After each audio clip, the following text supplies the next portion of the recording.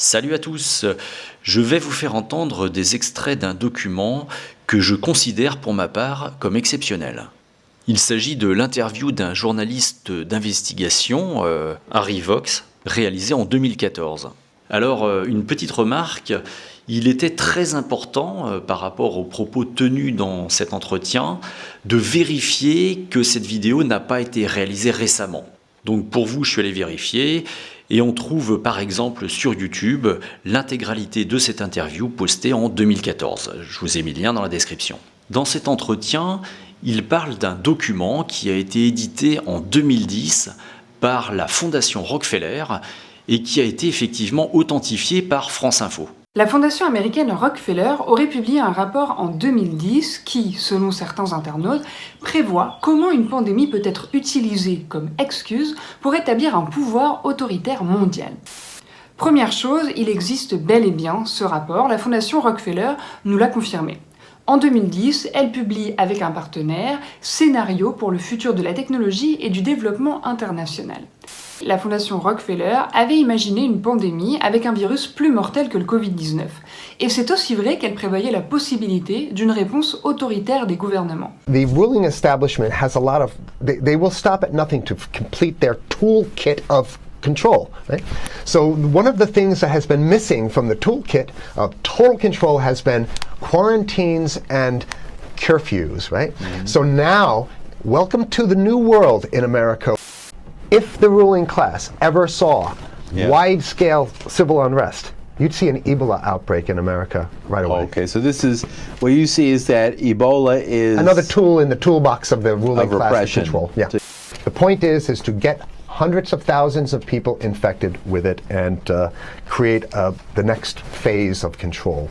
Now, one of the things I'd like to show to back up my my claims here. Here's a document from the Rockefeller Foundation. Rockefeller Foundation, right there. You can zoom in on that, where my finger is. It's called Scenarios for the Future International Development, the Rockefeller Foundation. All right. Okay. Let's take a look at what they're saying here.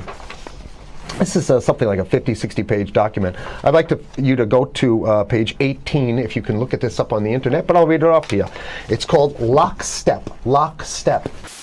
In 2010, they published this, Rockefeller Foundation, and here's what they're saying.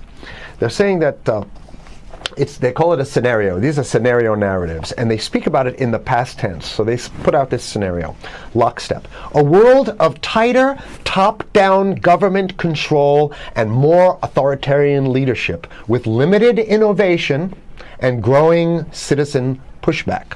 Okay, I'll read a little bit of it. In 2012, the pandemic that the world had been anticipating for years, nobody was anticipating a pandemic, finally hit.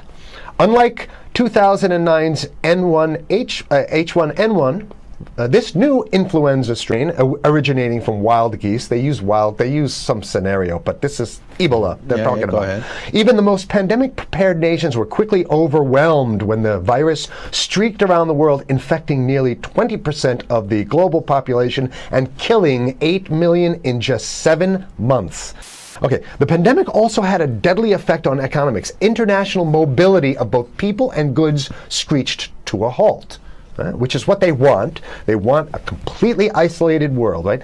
Debilitating industries like tourism and breaking global supply chains. Well, of course they want tourism stopped because they're not in the tourism business, and they want you at home in your house in front of the TV. Then they got you, because once you watch the TV, they own your soul. Even locally, normally bustling shops and offices sat empty for months. But even in developed countries, containment was a challenge. Now here's this one. I love this one. The United States' initial policy of strongly discouraging, in quotation marks, strongly discouraging citizens from flying proved deadly in its leniency. So they should have been tougher, right? Accelerating the spread of the virus, not just within the United States, but across borders. However, a few countries did fare better. China in particular.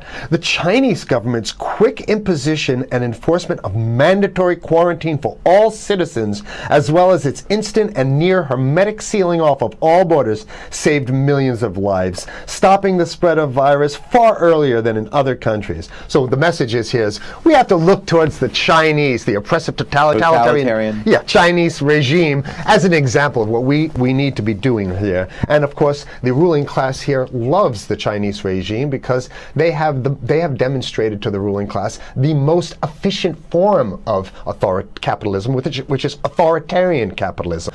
China's government was not the only one that took extreme measures to protect its citizens from risk and exposure. During the pandemic, national leaders around the world flexed their muscles, flexed their authority, and imposed airtight rules and restrictions. From the mandatory wearing of face masks to body temperature checks at the entries to communal spaces.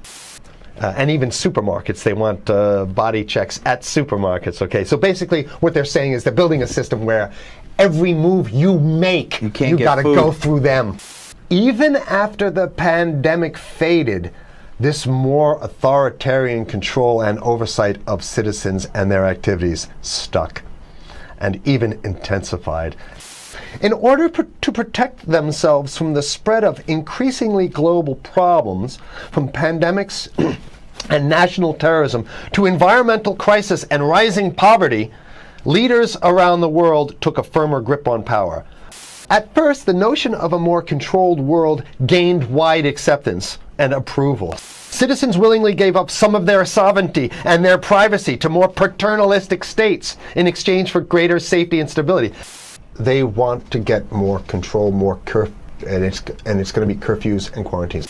Unless we can break through the apathy, because that's what we have here, then it's going to be a slave state here. The ruling class doesn't seem to have too much resistance. They're getting everything on their Christmas shopping list, and they've been wanting quarantines and curfews for a long time. Now they got it. And if you want to live in a world where you're tricked into all this stuff because it's for your safety, right?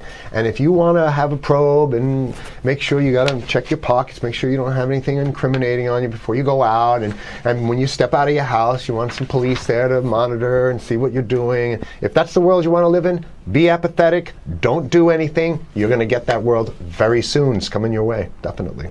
Voilà, donc ce document est clairement ce qu'on appelle une prophétie auto-réalisatrice. La fondation Rockefeller, qui est très influente, y donnait probablement ses ordres aux autorités pour le moment où débarquerait un tel virus. Alors à l'époque, le journaliste pensait que c'était Ebola le déclencheur, mais finalement ça n'a pas fonctionné et aujourd'hui, probablement qu'ils remettent le couvert avec le Covid-19. Mais malheureusement, cette fois-ci, le scénario a l'air de fonctionner, la dictature s'installe et il n'est pas impossible que dans un futur proche, l'on soit soumis à une loi martiale. Pour finir, n'oubliez pas de liker cette vidéo, de la partager, d'y laisser des commentaires, de vous abonner à ma chaîne et de me soutenir financièrement sur mon compte Tipeee. Sur ce, je vous souhaite une bonne journée.